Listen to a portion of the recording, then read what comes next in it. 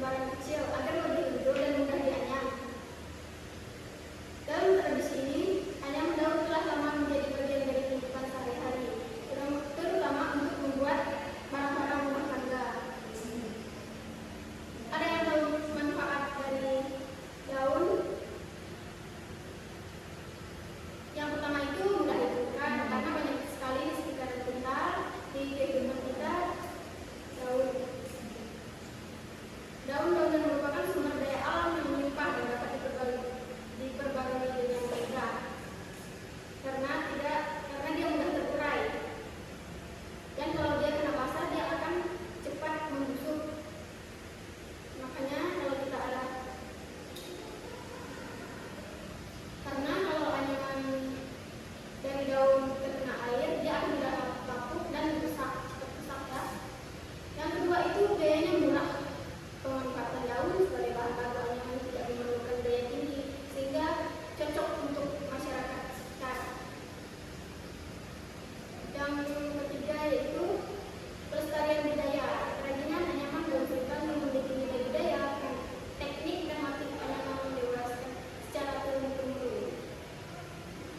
Karena ada yang digambar dengan motif budaya, itu kan susah kita buatnya. Harus orang tertentu atau orang tertua yang ada di kampung tersebut yang membuatnya. Yang selanjutnya yaitu fungsi daun. Yang pertama, peralatan rumah tangga. Daun dianyam menjadi tikar, tampah, dan kopi digunakan untuk keperluan sehari-hari. Contohnya topi atau tanggul. Biasanya kita gunakan untuk teladan. Ada yang tahu? Tanggul? Yang kedua itu bahan kerajinan. Daun digunakan untuk membuat barang dekoratif seperti tas, tempat pensil, atau kotak. Yang selanjutnya yaitu hiasan tradisional. Anyaman daun digunakan untuk membuat dekorasi tradisional seperti janur kuning untuk upacara adat atau pernikahan. Tadi seperti janur kuning.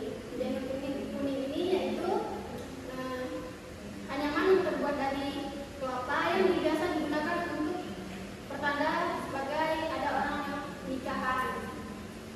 Yang selanjutnya yaitu contoh produk anyaman dari daun yaitu tikar pandan untuk alas wudhu, tampah dari daun kelapa untuk menyaring makanan, topi samping dari daun lontar, tas berbahan daun kabaret atau nipah. Nah, di sini Ibu sudah menjelaskan. Di sini Ibu akan memberikan tugas, kalian bisa membuat anyaman dari kertas warna dan minggu depan dikumpulkan. Ibu mau kalian berkelompok mengerjakannya.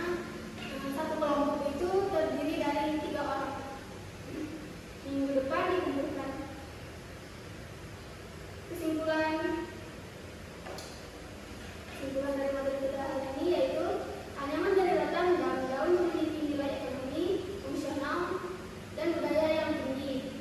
Produk ini tidak hanya menjadi solusi ramah lingkungan, tapi juga mendukung pelestarian warisan budaya.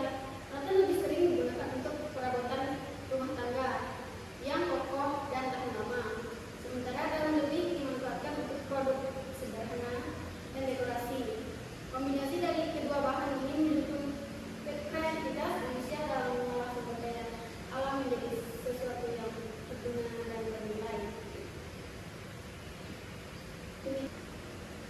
Sekian materi kita hari ini. Ada yang mau ditanyakan sebelum Ibu menutup materi atau pelajaran kita pada pagi hari ini? Baik, kalau tidak ada, kita akan menutup materi kita hari ini. Kita